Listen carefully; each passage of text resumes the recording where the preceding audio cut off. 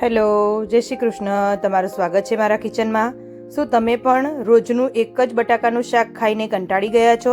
તો આજે હું તમારા માટે લાવી છું એકદમ ચટાકેદાર અને મોઢામાં પાણી આવી જાય તેવી લસણવાળી મસાલેદાર બટાકાની સૂકી ભાજી. આ ભાજી બનાવવામાં જેટલી સરળ છે, ખાવામાં એટલી ટેસ્ટી લાગે છે. ખાસ કરીને ગરમા ગરમ પૂરી કે પરાઠા સાથે તો આની મજા જ કંઈ અલગ છે. તો ચાલો જરાય વાર કર્યા વગર ફટાફટ બનાવવાનું શરૂ કરીએ. તો આપણે પહેલાં બટાકા લઈ લઈશું.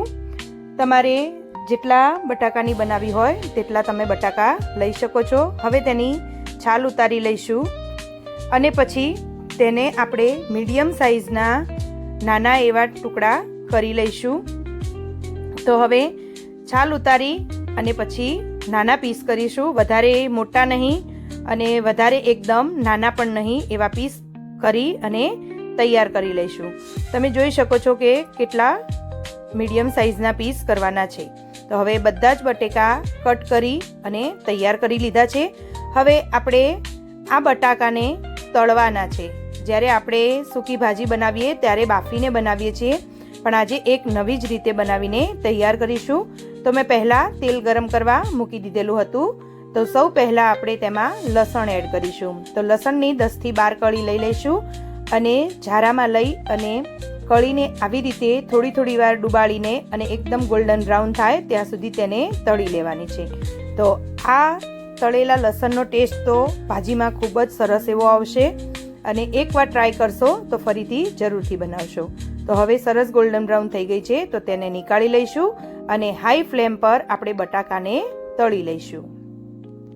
તમારા તેલમાં જેટલા બટેકા સમાય એટલા તમારે અંદર એડ કરી અને પછી તેને તળી લેવાના છે.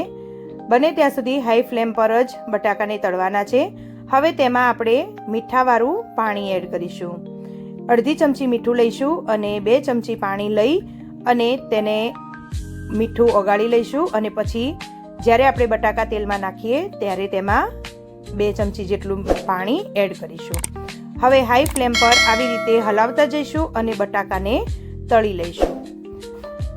શું તમે ક્યારે આવી રીતે બટેકાને તળીને ભાજી બનાવી છે?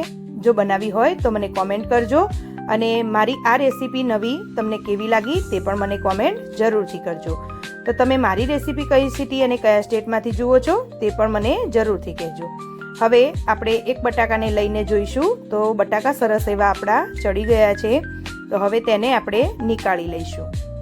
તો કોઈ ચાળણી લઈ લેવાની અને તેમાં આપણે આ તળેલા બટાકાને રાખી દેવાના છે, જેથી વધારાનું તેલ નીચે આવી જાય અને આપણા બટેકામાંથી તેલ વધારાનું નીકળી જાય.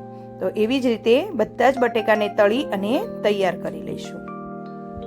હવે એ જ વાસણમાંથી આપણે વધારાનું તેલ લઈ લઈશું અને ભાજી બનાવવા માટે 2 ચમચી તેલ એ જ વાસણમાં એમ જ રાખી લઈશું.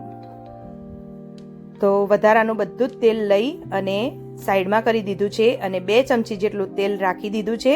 હવે તેમાં આપણે સૌ પહેલાં રાઈ એડ કરીશું. રાઈ જરા એવી ફૂટી જાય પછી તેમાં 1 લવિંગ એડ કરીશું. સાથે તેમાં જીરું એડ કરીશું. ગેસની ફ્લેમ એકદમ સ્લો રાખવાની છે અને જે આપણે લસણ તળીને રાખ્યું હતું તે લસણને પણ વઘારમાં એડ કરી લઈશું. હવે થોડું થાય પછી તેમાં આપણે જરા એવી હિંગ એડ કરીશું. હવે તેમાં આપણે હળદર એડ કરી લઈશું અને પછી થોડું સાંતળી લઈશું અને આપણે જે બટેકા તળીને રાખ્યા છે તેને એડ કરી લઈશું. તો આ ભાજી વઘારતાની સાથે જ ખૂબ જ સરસ એવી રસોડામાં સુગંધ આવવા લાગી છે. તો લસણનું કોમ્બિનેશન એક અલગ લેવલનો સ્વાદ છે. તમે જરૂરથી એકવાર આ રીતથી બનાવીને ટ્રાય કરજો અને તમને આ ટેસ્ટ કેવો લાગે તે પણ મને જરૂરથી કહેજો. હવે બધું જ મિક્સ થઈ ગયા બાદ આપણે તેમાં લાલ મરચું એડ કરીશું.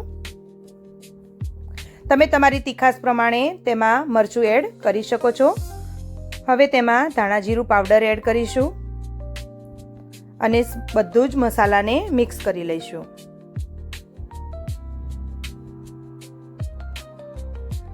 સરસ એવી ભાજી બનીને તૈયાર થઈ જશે. મીઠું તમારી સ્વાદ અનુસાર એડ કરવાનું છે, કેમ કે આપણે તળતા વખતે પણ મીઠું એડ કરેલું છે, તો તમારે એ પ્રમાણે તમારે આમાં મીઠું એડ કરીને લઈ લેવાનું છે. હવે બધું જ સરસ એવું મિક્સ થઈ જાય પછી તેમાં આપણે લાસ્ટમાં ધાણા એડ કરી લઈશું અને ધાણા એડ કરી અને પછી આપણી ભાજીને આપણે સર્વ કરીશું. તો ખૂબ જ સરસ એવી આપણી ભાજી બનીને તૈયાર થઈ ગઈ છે. હવે ગેસ બંધ કરી લઈશું. તો તૈયાર છે આપણી ગરમા ગરમ અને મસાલેદાર લસણવાળી બટાકાની સૂકી ભાજી. તમે જોઈ શકો છો કે દરેક બટાકાના ટુકડા પર મસાલો કેટલો સરસ રીતે ચડી ગયો છે. તો તમે આ રેસીપી ઘરે ચોક્કસથી ટ્રાય કરજો અને મને કોમેન્ટમાં જણાવજો કે તમને કેવી લાગી. જો તમે આજની રેસીપી પસંદ આવી હોય તો વિડીયોને લાઇક, શેર અને સબસ્ક્રાઈબ કરવાનું ના ભૂલતા. તો થેન્ક યુ. એન્જોય.